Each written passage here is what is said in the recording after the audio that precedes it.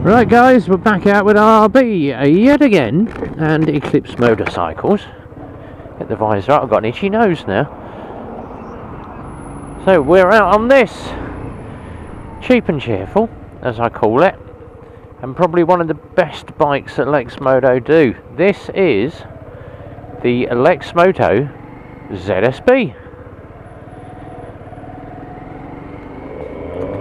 And this is a gorgeously lovely little bike. It's as cheap as chips. 2049 they sell for at the moment, I believe. Or I may be wrong, but I'm sure they're around about the £2,000 mark. I get so many different upgrades of the Lexmoto prices. They keep changing the prices. You just get used to a price. But I believe they're now 2049, so around about 2240 all in with your on the road fees, and it's probably one of the cheapest ones they do, along with obviously the Titan, which is the automatic, but this one is the cheapest geared that Lexmoto do, and it's probably one of the better ones. This thing is absolutely bomb proof. You cannot kill one of these unless you're an absolute buffoon that wants to be bouncing it around off the top of the valve limiter or not servicing it on time. So we are going to get out into traffic and do a no frills ride, get out, run it up, get some mileage on the bike, and let's just see, where are we going now? Come on, it is your right. It's always the way. Let's all stop and let the traffic through. Go, go. You're now going to let the car out as well. Right, let's go. Could have fitted a bus down there.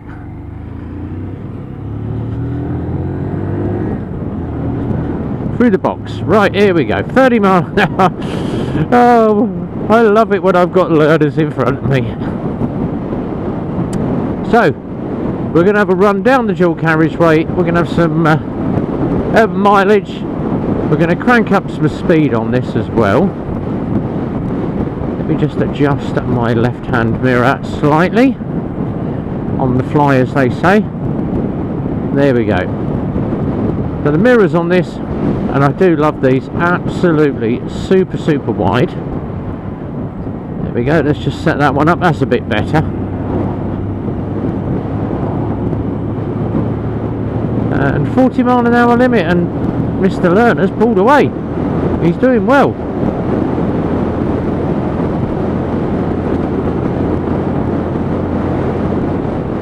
And I keep forgetting there's 5-speed box on this one. So 1 down 4 up, ZSB, no frills, 5-speed box, dual braking, discs front and rear, chain drive, and a nice big fuel tank. I think you get about 13 litres in one of these, and that's all off memory, top of my head. Goes back down through the gearbox, absolutely lovely. Bounces down on the suspension when you hit the brakes hard. Just what you want it to do. Very easy display there, one big rev counter, miles an hour, fuel gauge at the bottom, and a gear position indicator. That is all you want. No frills riding. Now, best bit is this has a rear rack, so you can slam a top box on it, 42 litre, 52 litre, and put all your bits and pieces in there. Yes, you may notice it looks a bit greasy down there. It's still got the original grease on it, packing grease. So, as I say, I leave everything greasy until it comes in. Give it a clean, give it a wash, give it a clean, and that coat of ACF 50. So, sitting at a nice steady 45, between 40 and 45. We're going to ramp some mileage up on this, see how many miles we can get on. Now, fuel consumption on these is very good as well. Some people said, oh, I've managed to get 80 to 90 to the gallon out of my ZSB. That's not bad at all. Some people have reported 60, but obviously they're the ones that are dragging it around like a loon. And fuel consumption on this is normally around about 70 miles to the gallon, they reckon. Some people have had a lot more, some people have had a lot less. It's all dependent. It's great seeing these figures that say, oh yes, we buy this bike and it will do 100 miles to the gallon. That is going to be based on average rider, so your 10 stone Chinese rider, flat surface, warm summer's day, no wind. You've got all those equations to come in. So climbing a hill, up and down a hill, are you going to be stopping in traffic, or is it going to be just on a long run? Weight of the rider and the weather conditions. If it's a colder day, you're going to be using a lot more fuel. So loads of equations come into it. They're all averages, but I say aim for around about 70 miles to the gallon and you're doing well, especially with the price of fuel at the moment. Seating position, no, bolt upright, hands at just below the 90 degrees to the body, so it's about a 2-3 inch drop from having my arms dead level. Mid peg position, knees are comfortably tucked into the front of that tank. So as a commuter, to get myself to and from work, ideal bike. And that is what people are looking for, something that's just nice and easy. And I do like the sticker down here. Warning, do not overfill. Stop filling the tank when the petrol appears in the neck opening. Yeah, so if it's piddling out the top of the tank, stop filling it up. And obviously E5 petrol, that's the one thing that is missing from this bike, an E5 sticker. As we always say with petrol, stick E5 in it, don't go slamming E10. So many bikes are getting problems at the moment running E10 fuel that we're telling everybody, stick to the E5. You pay £2 for a bike, you might as well put the decent fuel in it and spend a couple of pence extra on some decent fuel. Which is what I did at the weekend. I was grumbling about it. Normally about 20 quid to fill up my GTR from about 30 miles to go on the gauges to a full tank, and it normally cost me about 20 quid. I put fuel in this weekend and I had 30 miles to go, filled it up right to the top as far as I could go, right up to me marker on my fillers, and it cost me £25.06. So an extra fiver. Is an extra fiver going to break the bank? Absolutely not. I am not that fussed. I mean, it's not often that I blow a full tank away, which I did this weekend. I managed to use complete £25 worth of fuel, but it was worth it for that long run down to Oxford to the bike cafe, to the H Cafe. Right, we're going to do some different runs this week actually. Wednesday, I might be going over to a Meachy Coffee in Bedford. Or I might have a wander up to Billing, and we shall see what we're going to do this week. We're going to change the route up again. I haven't done it yet. We're going to go back down the other side of the dual carriageway. I haven't done that in such a long time. Long run down the dual carriageway, long run back, up the hill, back down. And time is getting on now, so it's time for me to start ramping a few long runs in down, because obviously I can maintain a nice steady 45. I'm round town, it's stop start, stop start, stop start, so I need to start ramping up some mileage, as they say, because I've still got a shed load more bikes to road test. I've got 2 left now. That was neutral. Let's move to the inside lane.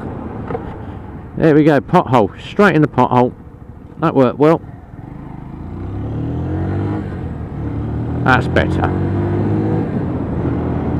Pulls through the gearbox, lovely. Now these ZSBs, when you first get them, they are a little bit clunky on the gearbox, but they do start to loosen up after a while. First 60 or 70 miles they get a little bit smoother, and then you can get through the box a lot quicker. But when you first get a ZSB, yeah, they are a little bit clunky. I'm not going to lie about it. But it changes gear fine, it's just a little bit, you can tell the newness. It's got that newness feel to that gearbox. An O for a new bike. I love these, I think they are absolutely beautiful. One thing I would like to see, or a couple of things, here we go, Lexmoto, because Lexmoto normally watch my videos, and they're, RB, what would you like to see? A brighter front headlight. You know, it does the job. It's got the BA20D bulb in it, which is a 3535, which is normal for most bikes of the 125cc. But come on, let's get away from the bulb headlight and slam an LED up the front. Longer and easier to maintain, a lot brighter.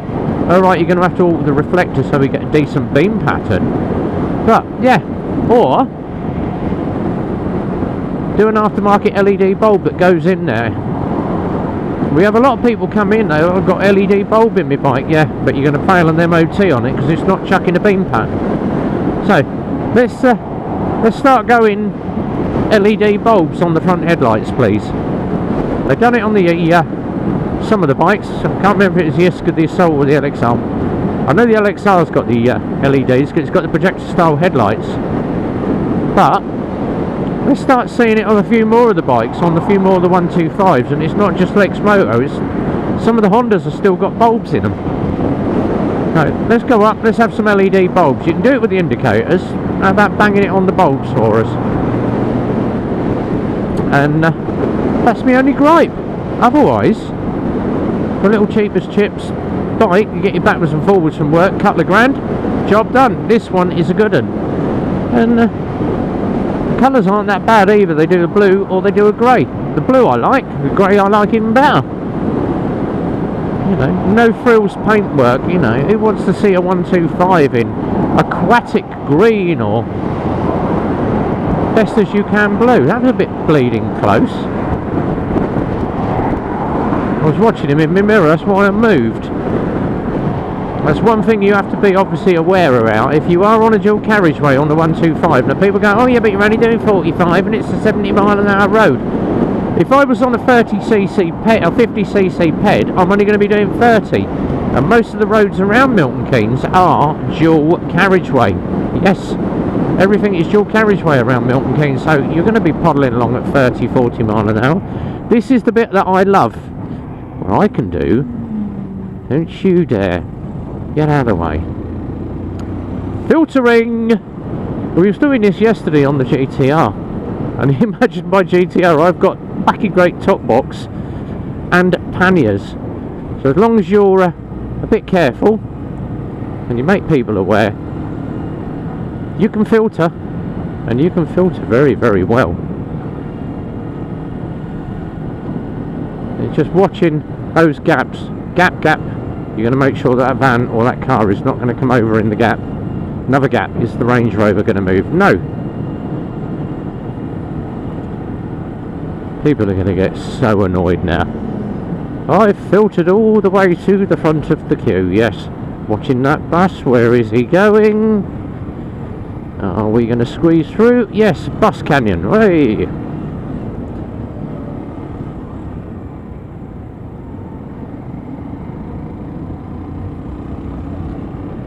Life is so much easier when you know how to filter correctly. Right, in the queue, back to position 1. Dominate the lane, stop them getting past.